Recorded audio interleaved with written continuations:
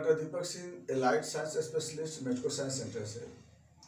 आज हम एक टॉपिक डील कर रहे हैं प्रैक्टिस ऑफ मेडिसिन से और सर्जरी से भी है। यूरिनरी सिस्टम्स का डिजीज है रिटेंशन ऑफ यूरिन। रिटेंशन का जैसा मीनिंग आप देख रहे हैं, यूरिन का रुक जाना। जो यूरिन है वो पास नहीं कर पाता है। इसका मतलब कहीं ना कहीं इसके पाथ में प्रॉब्लम होगा, ऑब्स्ट्रक्शन होगी। तो जैसे ये जो डिजीज है, ये कहाँ का डिजीज है? तो रिटेंशन ऑफ यूरिन जैसे हम जानते हैं, ये किडनी है, एक किडनी या तो राइट किडनी होगा ये, और ये ब्लैडर में आकर के ड्रेन होगा यूरेटर। एक ये लेफ्ट किडनी होगी सेम, और ये भी इसका यूरेटर आकर के यहाँ ड्रेन हुआ, और यहाँ पे बना ब्लैडर, और यहाँ पे बना फिर यूरेथ्रा। फीमेल में यूरेथ्रा यहीं पर समाप्त हो गया है। मेल में भी, मेल में क्या होता है, यूरेथ्रा थोड़ा आगे इलोंगेट कर जाता है मेल में। ठीक है, चलिए। तो अब हम लोग जो बात ये करने जा रहे हैं कि रिटेंशन ऑफ यूरिन किसको बोलते हैं। इसमें क्या होता है कि किडनी से यूरिन तो बनता जरूर है, यहाँ पर यूरिन आता तो जरूर है, किडनी आता, यूरिन आता है, डिपॉजिट होती है यहाँ पे, यहाँ से भी यूरिन आया होगा, डिपॉजिट हुआ होगा। लेकिन होता क्या है कि यहाँ से यूरिन पास नहीं करता है, यानी ब्लैडर तक में यूरिन होता है, ब्लैडर में यूरिन है, ब्लैडर में यूरिन होता है, बट ये पास नहीं करता है। यानी कि यहाँ से पास नहीं करता है, यानी इस कंडीशन को हम लोग बोलते हैं रिटेंशन। कहीं ना कहीं दिक्कत हुई है। अब दिक्कत या तो ब्लैडर के कंट्रैक्शन में भी हो सकता है प्रॉब्लम, और नहीं तो फिर यूरेथ्रा, यहाँ पर यूरेथ्रल पाथ में दिक्कत हो रही होगी। यही कंडीशन को हम लोग रिटेंशन ऑफ यूरिन कहते हैं। तो इतना तो हमें क्लियर हुई। ये ऐसा नहीं कि हाँ किडनी से यूरिन नहीं बना, ऐसा नहीं, यूरिन बनता है। हाँ, अब ये नहीं मालूम कि एक किडनी से बना कि दो किडनी से बना, दोनों से बना, लेकिन इतना जरूर है कि यूरिन भरा हुआ है, ब्लैडर में यूरिन है, लेकिन वो पास नहीं कर रहा है। यही कंडीशन क्या कहलाएगा, रिटेंशन कहलाया। तो इतना हमें मालूम है कि ब्लैडर कंट्रोल होता है, ब्लैडर कंट्रोल होता है नर्व के द्वारा, है ना, सिंपैथेटिक पैरासिम्पैथेटिक नर्व के द्वारा।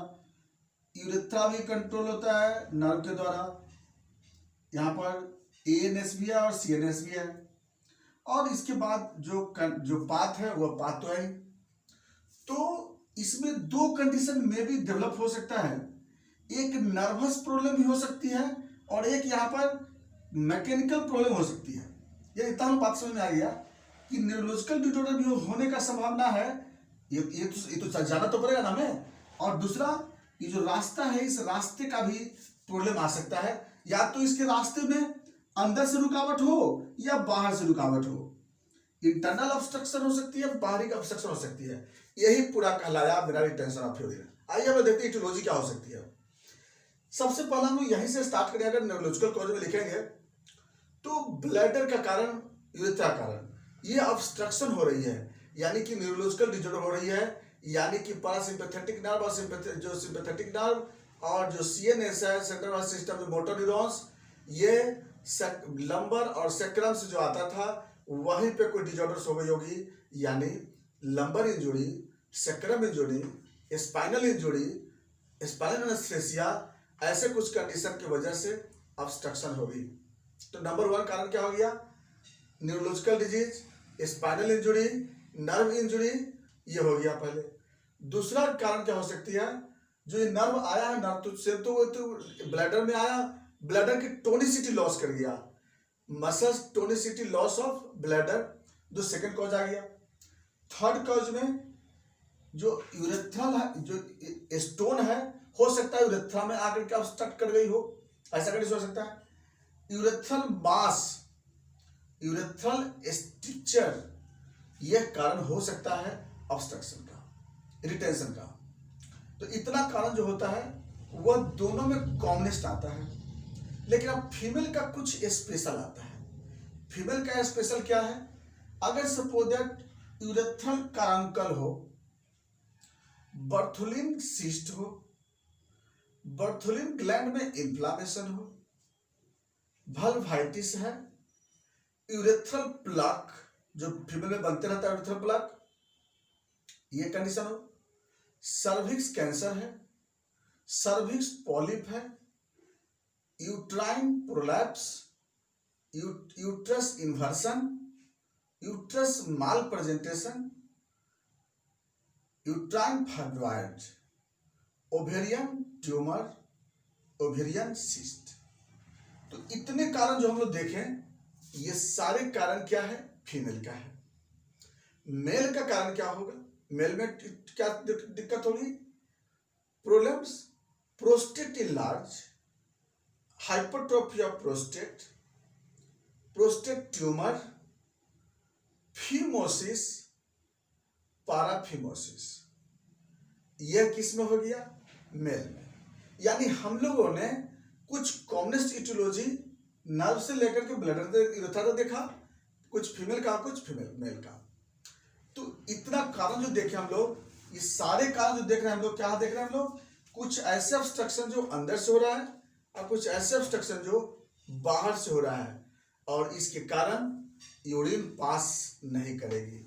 अब चलिए बात आते हैं सिम्टम पे।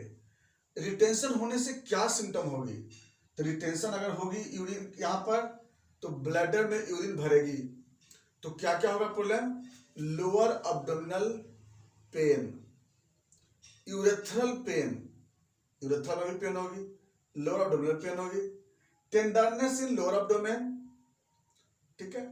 इसके बाद बैकेक, बैकेक भी होगी इसमें, palpation in lower abdomen, palpation भी होंगे। ये सब यहाँ पर कंप्लेन पे, उसका रेस्टलेसनेस, पेशेंट अपने आप को रेस्टलेस महसूस करेगा, है ना।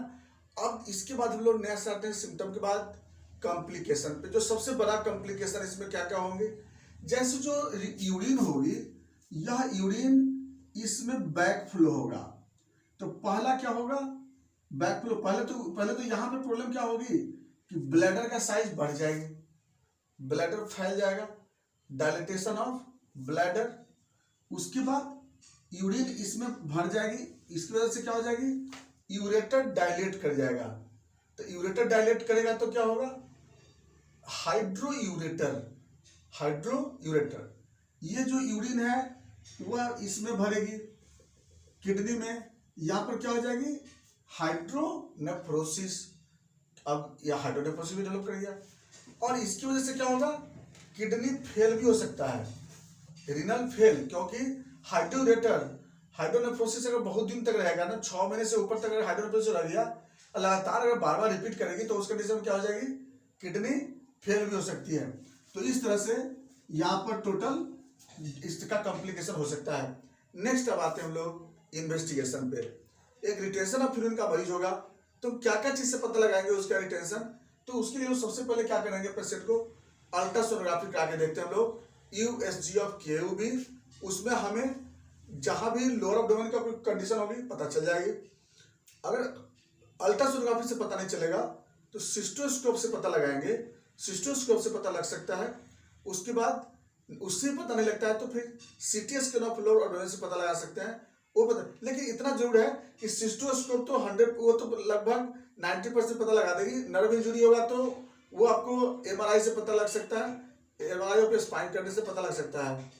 इसके बाद जब ये हम लोग को डायग्नोसिस हो जाती है कि यहाँ पर प्रॉब्लम इसको ये है, तो किस वजह से प्रॉब्लम है।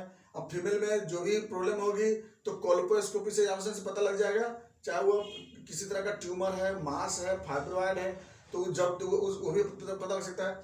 जो एक जो कॉमन बताया था कि प्लग जो फॉर्मेशन हो जाती है यहाँ पे, जो यूरेथ्रा में प्लग बन जाता है, जिसके कारण क्या होता है ना, ऑब्स्ट्रक्शन हो जाता है। तो उसके लिए वो तो या तो यूरिन कल्चर सेंसिटिविटी कराएंगे, तो वो करा करके लोग देख सकते हैं। तो RE of urine and culture sensitivity of urine, ये हम लोग को करा लेना चाहिए, करा के देख लेते हैं हम लोग। तो इतना इससे कराने से हम लोग को आगे मैनेजमेंट करने में सहूलियत होती है। नेक्स्ट पार्ट आते हैं फिर इसका मैनेजमेंट। रिटेंशन ऑफ यूरिन का सबसे पहला मैनेजमेंट क्या है, इसको हम लोग करना क्या है, कुछ नहीं, कैथेटर को अंदर इंसर्ट करके यूरिन को पास आउट करा देना है।